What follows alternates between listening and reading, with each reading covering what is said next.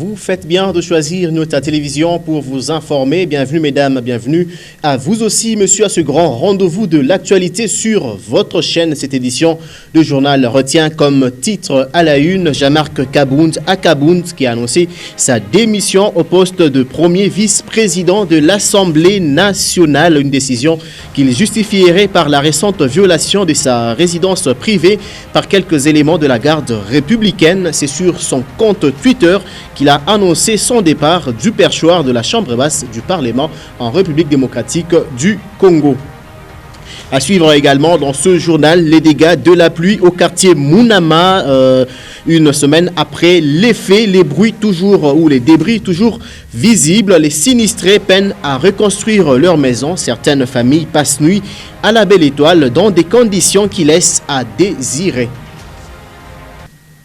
Direction la présidence de la République démocratique du Congo, le chef de l'État congolais Félix-Antoine Tshisekedi Tshilombo a réuni hier autour de lui les membres du comité politique du projet de développement à la base. Objectif, lever les grandes options d'orientation pour démarrer ce projet concernant la construction des routes et la révalorisation, des tissus économiques. 450 millions de dollars sont disponibilisés pour ce projet qui va s'étendre sur les 145 territoires de la République démocratique du Congo.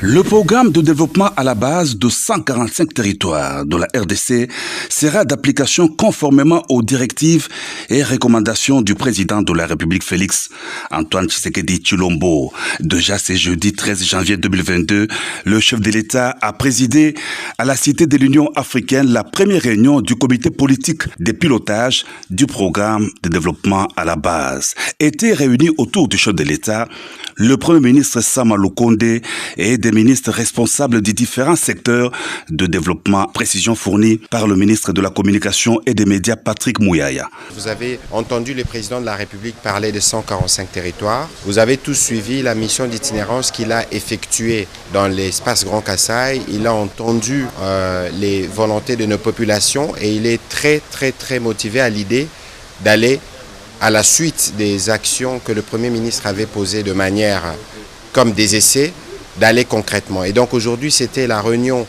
du comité qui lève les grandes orientations pour voir dans quelle mesure nous commençons, parce qu'il s'agit ici de faire des routes, il s'agit de construire des écoles, des centres de santé, de recréer un tissu économique. Et aujourd'hui, donc, le ministre du Plan a eu l'occasion de présenter la matrice du projet et les collègues qui sont membres de ce comité ont donné les premières réactions. Et c'est une réunion qui va se poursuivre très rapidement pour que dans les jours qui viennent, nous puissions commencer effectivement le travail sur terrain de manière plus engagée. Le ministre qui a le pilotage de ce programme de développement à la base, c'est le ministre d'État au Plan. Évidemment, le ministre du Plan, le ministre d'État au développement rural, qui est lui aussi, qui s'occupe des questions de développement des provinces ou des entités à l'intérieur du pays, mais aussi les collègues du secteur ECOFIN, l'aménagement du territoire, la santé et évidemment le ministre de l'Intérieur et puis la communication, parce qu'il est aussi question de s'assurer que le Congolais comprenne ce que c'est la vision du président de la République à travers ces projets qui visent les développements à la base. Ça veut dire que nous suivons la population là où elle est pour lui apporter des solutions. Les fonds sont disponibles. Il y a une provision au niveau du budget. Je ne pourrai pas vous donner les montants tout de suite. Je vous les donnerai après la prochaine réunion. Et nous avons reçu, vous vous souvenez, des droits des tirages spéciaux qui nous ont permis d'avoir des réserves de change. Et donc nous avons un budget d'à peu près, si je dois le citer, d'à peu près 450 millions qui pourra très vite être mis pour permettre de commencer la concrétisation de cette vision du président de la République. Le ministre Patrick Mouyaya a rassuré que la prochaine réunion consistera à la mise en œuvre du programme sur le terrain avec les orientations du chef de l'État et grâce au travail harmonisé par la commission gouvernementale, les représentants de chaque territoire, les administrateurs et les gouverneurs de province. Jean-Marc Kabound va-t-il finalement déposer sa démission au bureau de l'Assemblée nationale? C'est en tout cas la question que tout le monde se pose. Tout ce que l'on sait, c'est que depuis sa résidence privée, l'honorable Jean-Marc Kabound a annoncé qu'il prendrait des décisions suite à la violation de son domicile. Déjà, sur son compte Twitter, Jean-Marc Kabound annonce sa démission du poste ou au poste de premier vice-président de l'Assemblée nationale. Ainsi s'ouvre une nouvelle page de l'histoire qui sera écrite avec la sueur de notre front qui coulera chaque jour qu'on affrontera les brimades, humiliations et tortures, dixit Jean-Marc Kabound sur son site. Ce vendredi 14 janvier 2022, va-t-il finalement aller jusqu'à déposer sa lettre au bureau de l'Assemblée nationale? C'est en tout cas, c'est la question que tout le monde se pose. Les prochaines heures s'annoncent très décisives sur cette question liée à la probable démission de Jean-Marc Kabound au poste de premier vice-président de l'Assemblée nationale. En illustration, toujours, on va prendre la direction de l'Est de la République démocratique du Congo. Dans la partie Est du pays, une forte chaleur se fait sentir depuis un temps dans la ville de Goma. Pour les Gomatraciens, il s'agirait d'une probable éruption volcanique qui serait en vue. Une rumeur qui suscite la panique dans le chef de la population. Pour sa part, le chef du département des services de l'Observatoire volcanologique a appelé les habitants de Goma au calme. Selon lui, ce pic de chaleur est tout simplement un effet saisonnier qui devrait aller jusqu'au mois de mars. Cela n'a rien à voir avec le volcan, rassure-t-il. Il n'y a pas donc de crainte à faire concernant une nouvelle catastrophe naturelle meurtrière dans cette partie est de la République démocratique du Congo. On va parler du coronavirus. À présent, la RDC a déjà atteint le pic de la 4e vague de contamination au coronavirus. L'information a été donnée par le docteur Jean-Jacques Mouyembe au cours d'un point de presse le jeudi 13 janvier 2021. L'équipe de riposte au coronavirus en République démocratique du Congo justifie cette annonce par la diminution des cas de contamination au coronavirus dans le pays. Et c'est pour lui, pour le docteur Jean-Jacques Mouyembe, pour lui une occasion d'inviter la population à continuer de respecter les gestes barrières contre cette pandémie de Covid-19. À cela s'ajoute la vaccination, un relâchement de ces deux mesures barrières contre le coronavirus coûterait cher en République démocratique du Congo. Et pendant ce temps, ici à Lubumbashi, il se constate ou il s'observe un relâchement total des mesures barrières contre cette pandémie à coronavirus. Le port de masque, par exemple, n'est plus qu'une question de formalité en milieu public, pas des mesures contraignantes. La population foule aux pieds délibérément ces mesures de protection contre la propagation du coronavirus. C'est devenu presque une mode à Lubumbashi. Le masque se place désormais au menton chez certains louchois. Pour eux, le cache-nez est mis à sa place, peut-être qu'à l'entrée dans un lieu où cela est une obligation.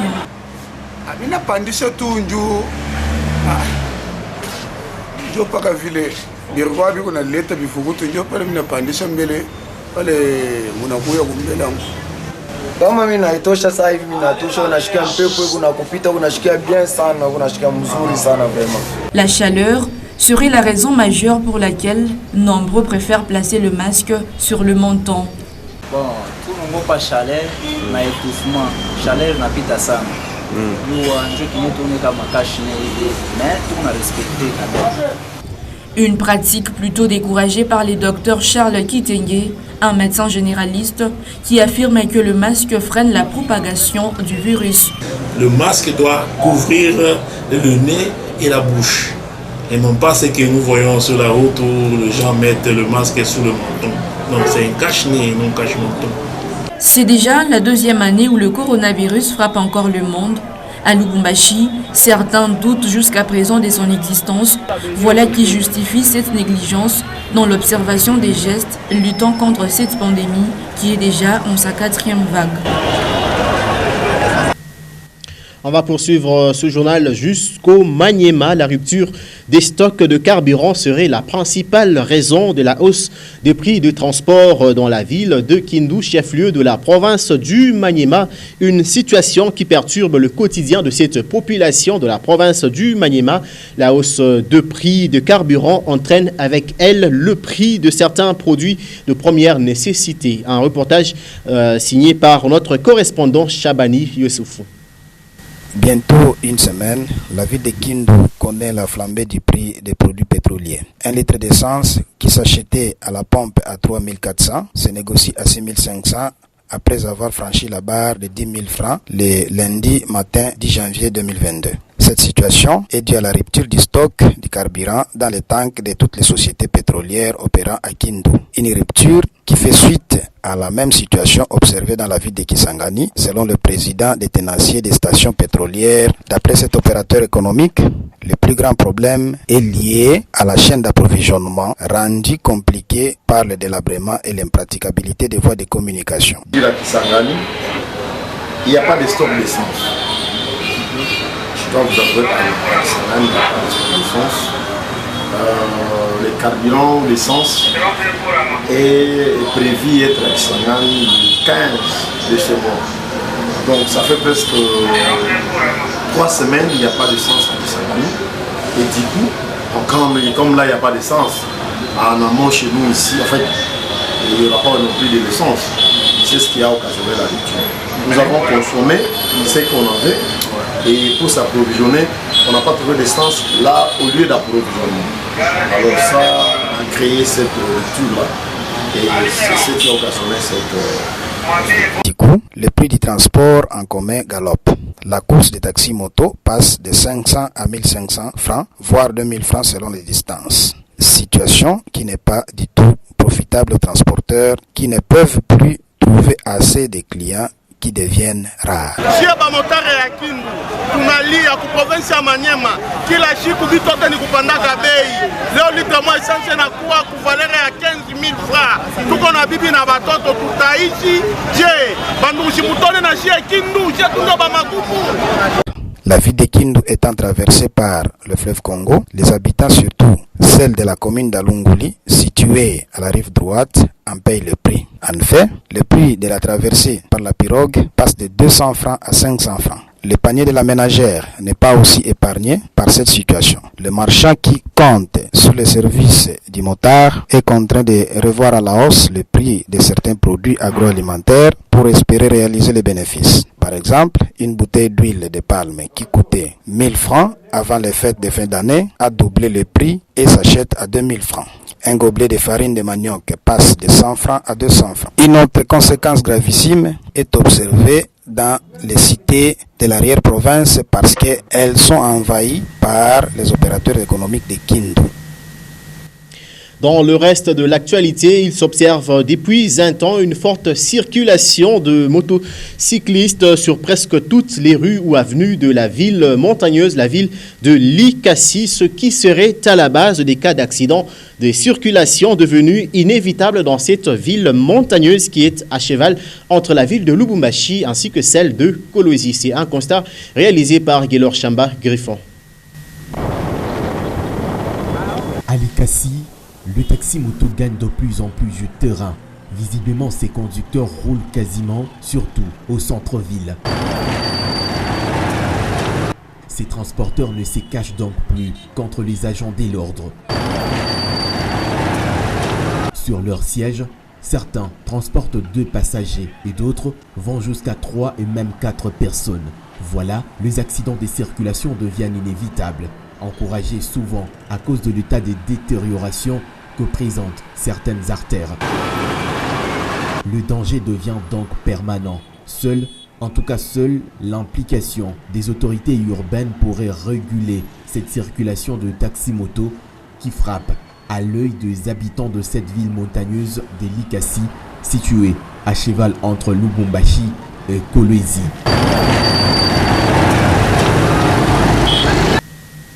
Cela fait exactement une semaine que la pluie avait causé d'importants dégâts matériels dans la cellule Mayembe du quartier Mounama. Jusqu'à présent, les sinistrés n'ont bénéficié d'aucune assistance de la part de décideurs, hommes, femmes et enfants, passent nuit dans des conditions qui laissent à désirer. C'est un constat réalisé par Suzy Yogolelo ainsi que Michel Olela.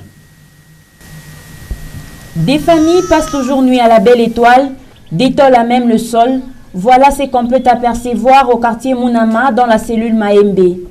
Une semaine après le vent qui avait tout emporté à son passage, aucune assistance aux sinistrés n'a été faite. Pour les habitants de ce coin, un seul cri que les autorités leur viennent en aide. Hapa tunaanza kwa kulia sana ndani ya maro yetu, asema hakuna hata moya ule tunaona juu leta njo tunayosema njo baba wa bantu bote meatumoni hakuna ushituka. Tumelala mubaya na watoto mpepo mbele kubaimbu beko ba mingi sana. Leo ndio tunaenesha insmeni tukupaka inje bintu vyote vikupaka nje na watoto mafevesha kwanza kubabamba njoo baridi.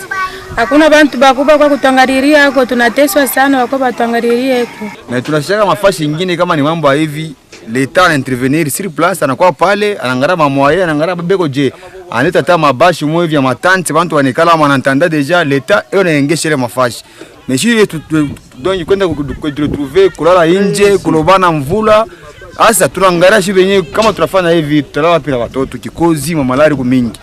La population de Mayembe recourt aux anciens tôles et planches pour essayer de reconstruire leur maison. Atuze tunakata paka yenyewe vipande. Hakuna makuta ile yetu tutapata tutauza makuta haina hapo hatuna na makuta. Na leo ituko na lala paka nje paka leo ndio tunafinika hapo yenyewe vipande tunevikata tunevidiviser par deux. Shi turutumika na mamwaye yetu me hii wakati hatuna tena na mamwaye shi tunapataka omwe unakalakasha ma condition fulani. C'est le cas des blessés lors de cette catastrophe, mais jusque-là, ils n'ont reçu que les premiers soins. Mtoto yeye huyu depuis mtoto accident kufanika kunyumba kumunama hakuna ta reaction mwa kubakubwa mwe batume kwa taswe mediko ya mtoto. Angalie mzee hivi mama later mwangukia bibumbashi bilimwangukia mimi nilitokea hapa kuzala niko na bebe wa insmene kwa mnyumba mmoja shiaona bakubwa niko naikala na mtoto paka nje. En attendant qu'une solution soit trouvée, les administrés de cette partie de Lubumbashi passent nuit à la Belle Étoile et essayent de s'organiser avec les moyens de bord. Place à présent à la rubrique Lue pour vous du quotidien d'information générale La République. Dans son nouveau numéro, le journal La République titre à la une Festival des scandales à l'UDPS et dans les institutions, la réélection de Félix compromise. Et en sport, les confrères titre Munkoro, le corbeau de Kamal plane avec les aigles. Le commentaire du numéro 1218 du quotidien d'information générale La République porte la signature ou le commentaire de Pascal Mangala Marmotte.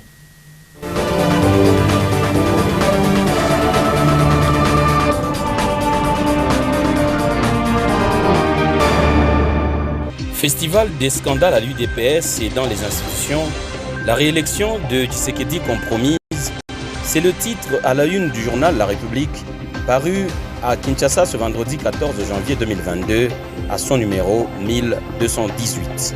Bienvenue, mesdames et messieurs, à votre lit pour vous, sur votre chaîne.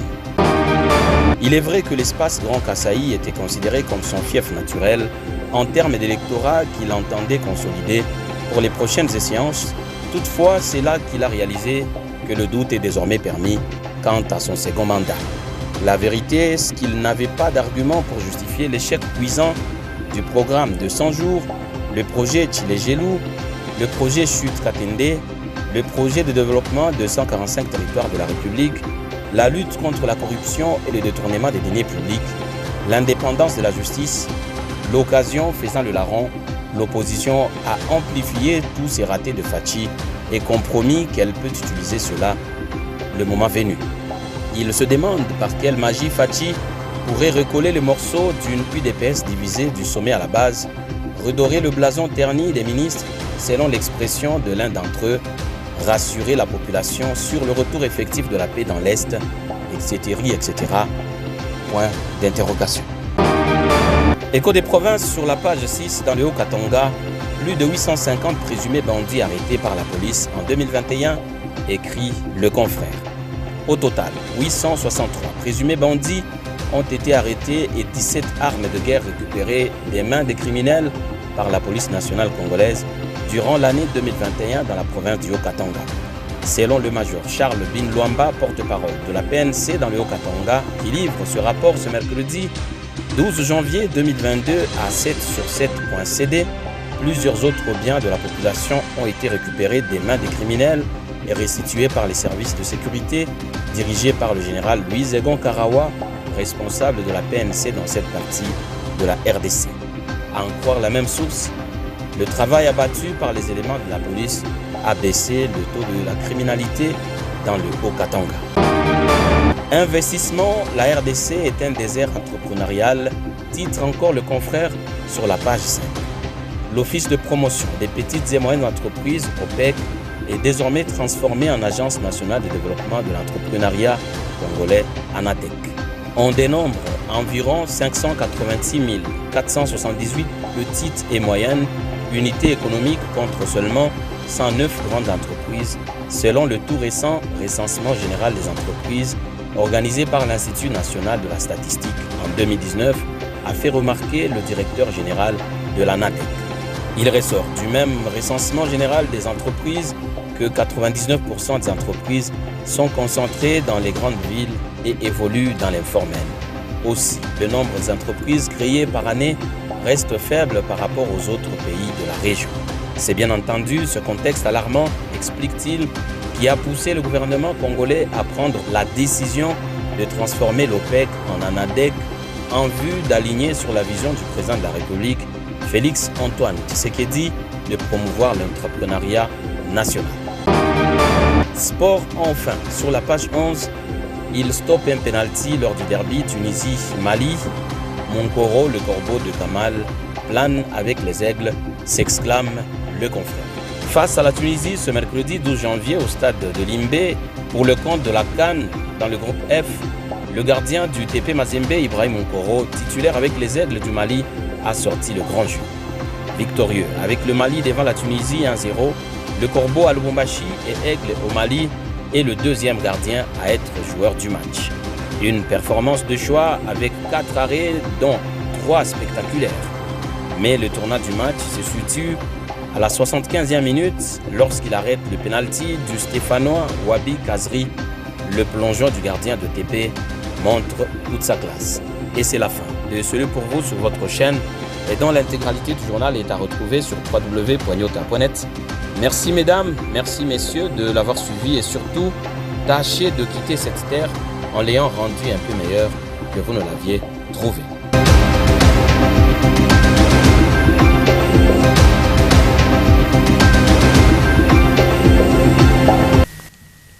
Ça sera également la fin de cette édition de Journal sur votre chaîne, mais les informations continuent sur www.nyota.net. Mesdames et messieurs, sachez qu'à chaque vaccination contre le coronavirus, c'est la vie qui reprend.